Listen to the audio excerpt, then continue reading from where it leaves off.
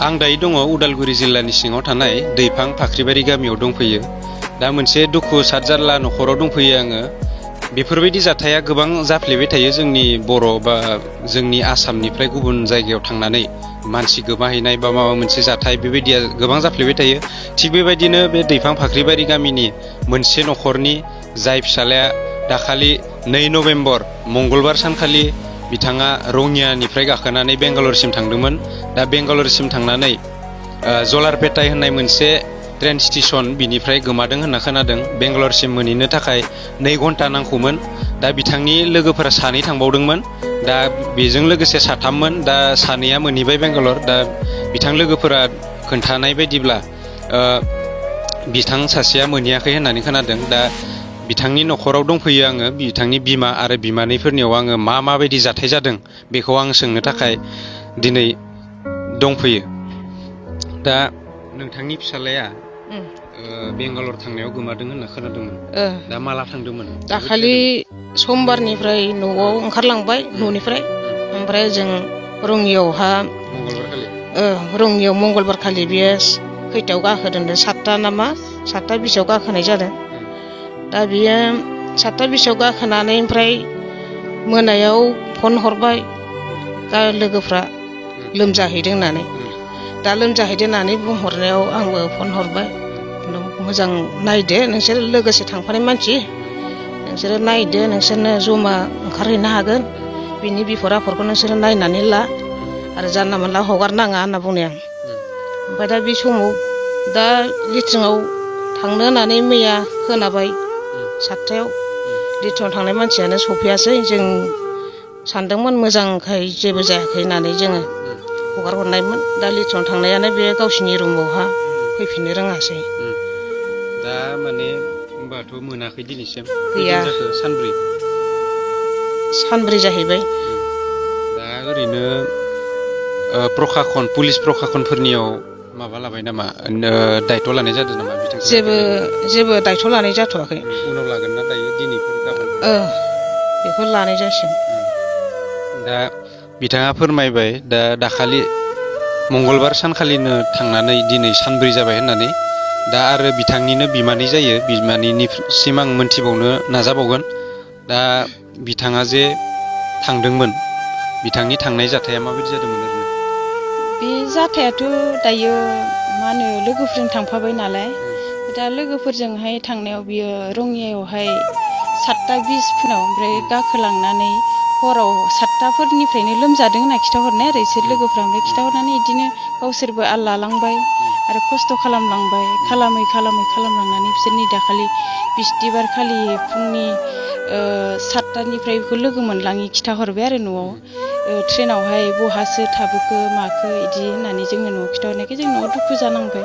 दुखु जानायनि गेजेरजों जोङो बिसोरखौ सोंहरबाय, खस्थ' मस्थ' खालायनानै नोंसोरो मोनजासे लांफानो मोनबा मोजां जागौमोन।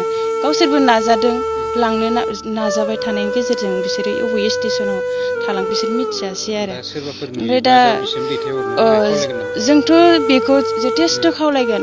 मानसि हिसाबै सोरबाफोर बेखौ आदामारा खालायना दोनदोंबाबो अननायनि गेजेरजों सोरबाफोर आदोन खालायनानै दोनदोंबाबो जों होदों फटक बायदिसिना जों हरनानै बे फटकखौ नायनानै अननानै जोंनि उदालगुरि डिस्ट्रिक्टनि सिङाव थानाय दैफां फाख्रिबारि गामिसिम जानानै जोंनो दैथायहरगोन, जों बेखौ खावलायदों। आरो जोंनि आसाम नाङैनो जुदि बे सुबुंखौ नुनानै दङब्ला जोंनो बे उदालगुरि डिस्ट्रिक्टनि सिङाव थानाय गामिहाय जों फाख्रिबारि गामियावहाय दैथायहरगोन, जों बेखौ खावलायदों। आइ आफा रायजो राजा गासैनिफ्रायबो जों गुरै आर'ज खालायदों जाहाथे बे सुबुङा जोंनि न'खराव सफैफिनो। बिथांनि मुङा जनबिर नार्जारि आरो बिमानि नामा सावथालि नार्जारि, बिफानि नामा दिजेन नार्जारि आरो बेजों लोगोसे बिदा दङ सोमदोन नार्जारि आरो बिब' दङ, बियो गिरुवा बर' बाजारथिंजाय हाबा जाहैनाय सोदोमस्रि नार्जारि। जों बिथांमोननि जानानै बिथांखौ जों खावलायदों मोजाङै मोजां सफैफिनथों, जे इसोरा अननानै जोंनि बे फिसाखौ जोंनिसिम गथायफैफिनगोन जों बेखौ लुबैदों। आरो जाहाथे जाहाथे सोरबाफोर सुबुङा जुदि बिनि हालाय हाथायखौ नुनानै अननानै जुदि दोनदोंब्ला जोङो मोजां मोजां सौफैथों जों आसा खालायदों आरो गासैनिबो अननायनि गेजेरजों बिथांखौ मदद खालायथों आरो मोजां मोजां सौफैथों जों दुखु मोनदों जोंबो ओरैनो थिनहराखैमोन जाहाथे न'खरनि हाल साल गाज्रिफोरनि थाखाय न'खरफोरखौ इयुनाव मोजां खालायलांनो हाथों बेफोरखौ जों लुबैनानै जाहाथे आल्थु फाल्थु दा थाथों होननानै जों रां रुफा खामायथों गावनि न'खरखौ सुबिदा दालांनो हानाय बायदि जों मोजां लुबैनानै थिनहरनाय जादोंमोन आरो गावसोरबो थांनो मोदोम दुंनायखायसो जों थिनहरनाय जादों जोंबो थां होननानैबो जों थिनहरनाय थानाय जायाखै बेखौनो आं लुबैदों आंबो बिमानि जानानै दुखु फोरमायदों रायजो राजा गासैनिसिमबो जाहाथे उन्दैनिफ्राय बिमाया दुखु खस्थ' खालायनानै फेदेरबोनाय फिसाखौ जों बे अबथिरा जिउआव गोमाजानाय फिसाखौ जों दुखु नांदों जाहाथे दुखुनि गेजेरजों जों बे फिसाखौ मोनफाफिनो जोङो रोजा रोजा साबायखर बावो आरो गासै अफिसफोराव जों आबसु अफिसफोरावबो जोङो जनायगोन होननानै जों सानदों आबसु